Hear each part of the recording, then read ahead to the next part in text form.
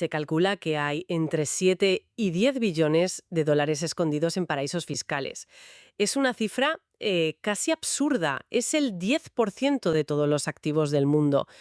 Si intentas imaginarlo, el cerebro hace cortocircuito. Hoy nos metemos de lleno en ese mundo opaco y vamos a ver que la realidad tiene muy poco que ver con la idea de un maletín lleno de billetes en una isla perdida. Vamos a investigar qué es un paraíso fiscal hoy en día, cómo nacieron y por qué las mayores economías del mundo parecen incapaces o quizás no tienen ganas de acabar con ellos. Para guiarnos tenemos un artículo increíble que resume décadas de investigación sobre este tema tan resbaladizo. Totalmente. Porque el concepto ha cambiado radicalmente. La imagen clásica del secreto bancario suizo, esa caja fuerte impenetrable, ya es historia en gran medida. El juego ahora es otro. Hablamos de complejas arquitecturas legales que permiten a las multinacionales más grandes del mundo pagar impuestos ridículamente bajos, a veces cercanos al 0%, en países que supuestamente tienen impuestos altos. La magia ya no es esconder el dinero, sino hacerlo desaparecer fiscalmente a plena luz del día. De acuerdo, empecemos a tirar de ese hilo. La idea que todos tenemos en la cabeza es impuestos bajos o nulos y sobre todo mucho secreto. Pero el artículo insiste en que el secreto ya no es la pieza clave. ¿Qué lo ha sustituido? Exacto. El secreto bancario para individuos ha recibido un golpe casi mortal con normativas como el Estándar Común de Reporte, el CRS de la OCDE. En esencia, obliga a los bancos de casi todo el mundo a intercambiar información sobre sus clientes extranjeros. Así que esconder una fortuna personal se ha vuelto mucho más difícil.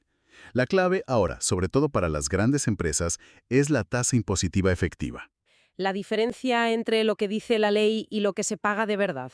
Precisamente, un país puede tener en su ley un impuesto de sociedades del 25%, que suena muy respetable, pero si al mismo tiempo ofrece un laberinto de exenciones, deducciones y, bueno, chanchullos legales, una multinacional puede usar esa estructura para que su tasa efectiva, la que paga en realidad, sea del 2% o incluso del 0%.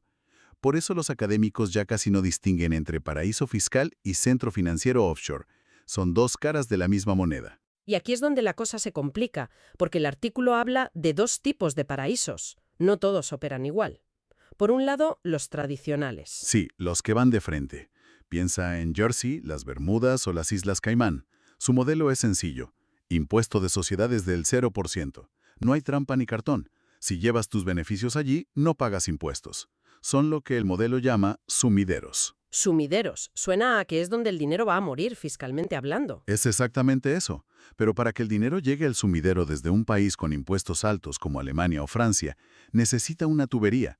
Y ahí entran los paraísos fiscales corporativos modernos, los más sofisticados. Países como Países Bajos, Irlanda, Suiza o Singapur. Espera, un momento. Esos países no tienen fama de ser paraísos fiscales. Cumplen las normas internacionales, tienen impuestos. ¿Cómo funcionan como tuberías? Ese es su gran truca. Funcionan como conductos. Tienen impuestos oficiales, sí, y colaboran con la OCDE. Pero su legislación está diseñada para permitir que el dinero de las multinacionales pase a través de ellos sin apenas pagar peaje. Crean herramientas legales, lo que se conoce por las siglas BEPS, erosión de la base imponible y traslado de beneficios, que permiten mover beneficios de forma artificial.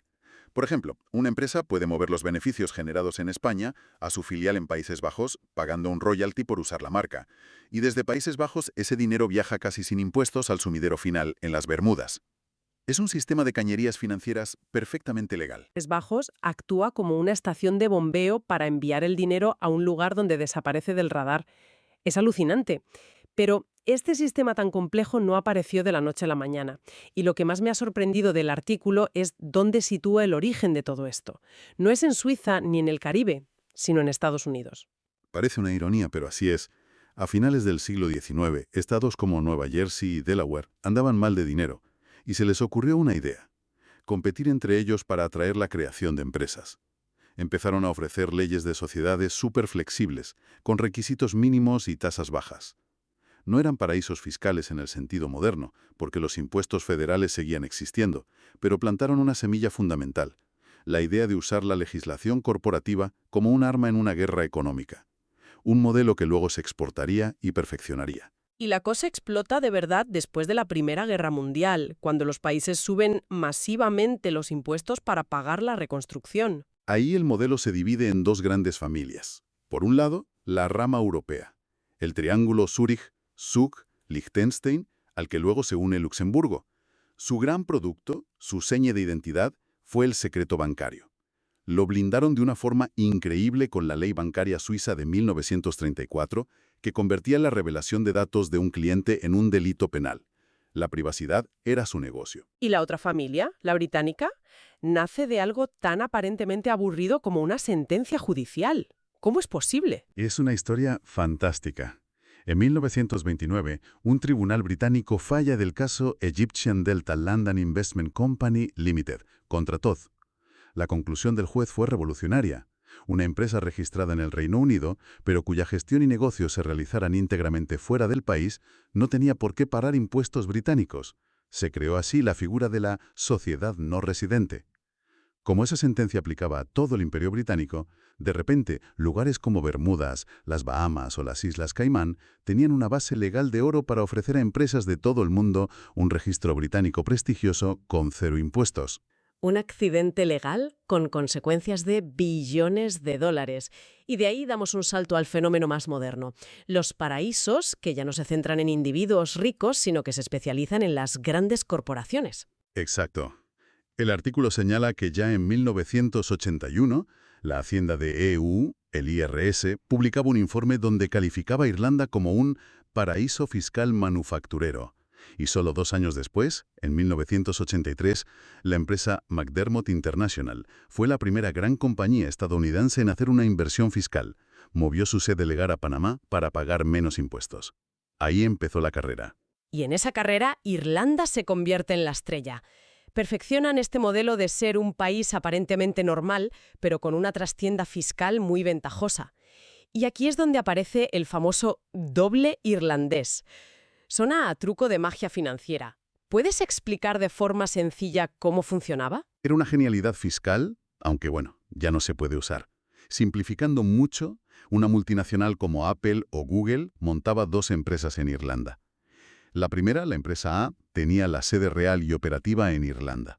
La segunda, la empresa B, estaba registrada en Irlanda, pero su dirección efectiva estaba en un paraíso fiscal sumidero, como las Bermudas. Ajá. La empresa A vendía productos en toda Europa y acumulaba enormes beneficios, pero tenía que pagarle a la empresa B unos royalties millonarios por usar la propiedad intelectual, la marca, las patentes. Esos pagos de royalties eran un gasto deducible en Irlanda, así que los beneficios de la empresa A se reducían casi a 0. Y el dinero llegaba a la empresa B, que, al estar dirigida desde Bermudas, no pagaba impuestos ni en Irlanda ni en Bermudas. El dinero se esfumaba. Es increíble. Un sándwich fiscal con 2 panes irlandeses y el relleno en el Caribe. Exactamente. Y el clímax de esta estrategia llegó en 2015. Ese año, Apple movió unos 300.000 millones de dólares en activos de propiedad intelectual a Irlanda. Fue un movimiento tan descomunal que el PIB de Irlanda creció un 26% en un solo año. Una distorsión estadística total. El premio Nobel de Economía Paul Krugman lo llamó con mucha sorna «economía de los duendes», Leprechaun Economics, como si la riqueza hubiera aparecido por arte de magia.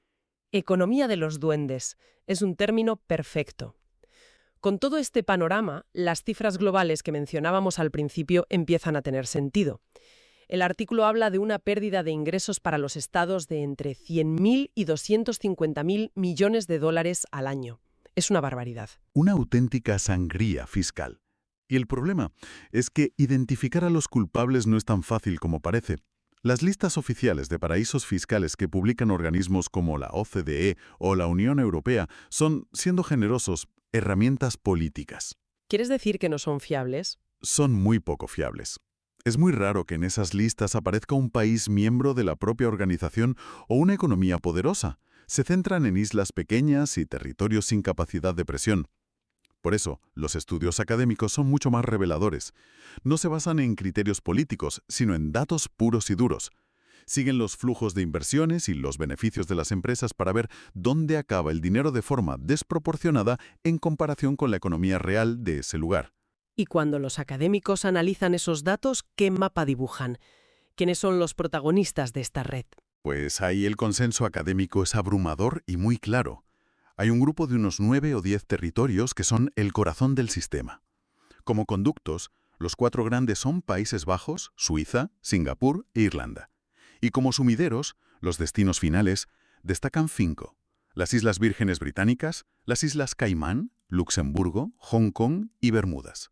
Me llama la atención Luxemburgo, un miembro fundador de la UE en la lista de sumideros, y también que el Reino Unido no aparezca en ninguna de las dos listas, pero el artículo le da un papel importante. Es que el Reino Unido es un caso especial. Funciona como un gran conducto a través de la City de Londres, pero también es el centro de una red de territorios de ultramar y dependencias de la Corona, que son algunos de los mayores sumideros del mundo, como Caimán o Jersey. Es un jugador en ambos equipos. Todo esto tiene un impacto, claro. El perjuicio más evidente es para los países de altos impuestos, que ven cómo se erosionan sus bases fiscales. Pero el artículo subraya que los más perjudicados son los países en desarrollo. Sin duda. Para un país como Alemania, perder unos miles de millones es un problema.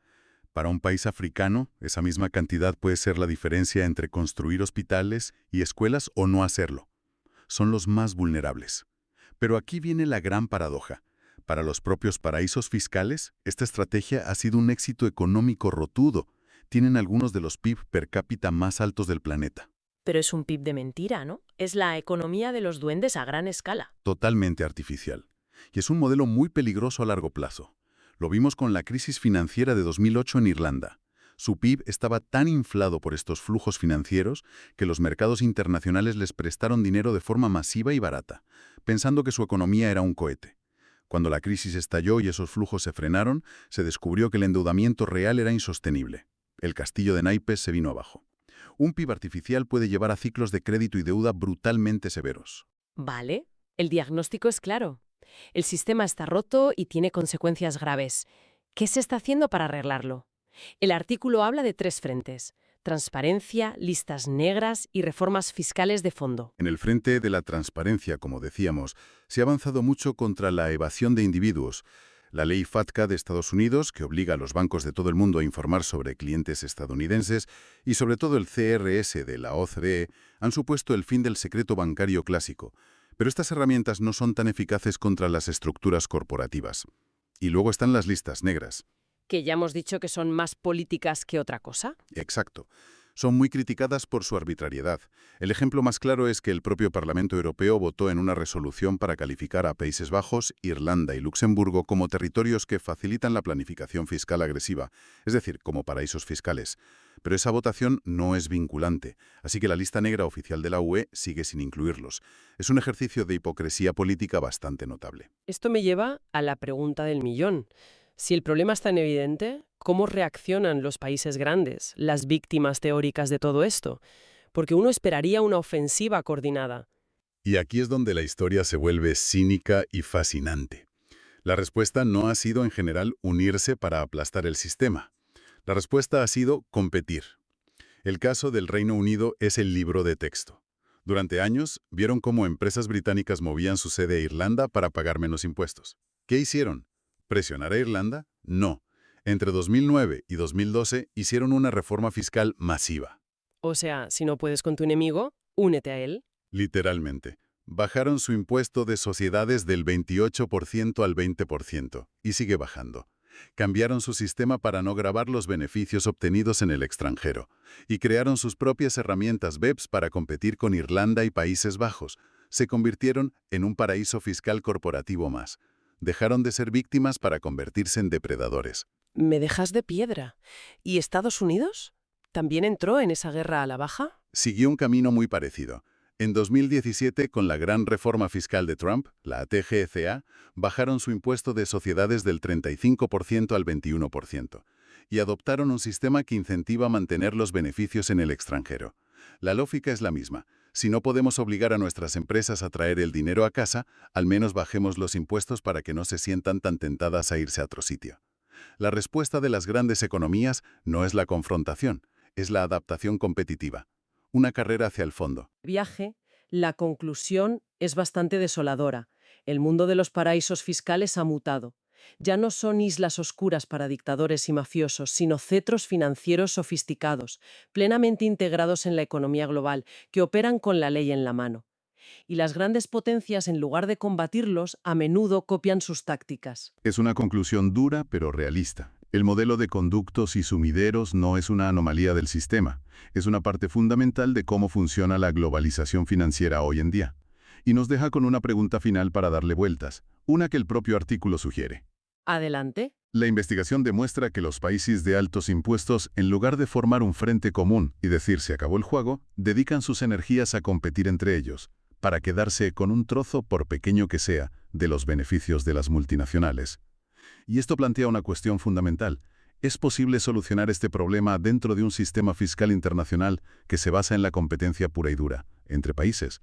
¿O por el contrario, estamos atrapados en una dinámica que, por su propio diseño, nos lleva inevitablemente a esta carrera hacia el abismo fiscal? ¿Qué tendría que pasar para que la cooperación, y no la competencia, fuera la base del sistema?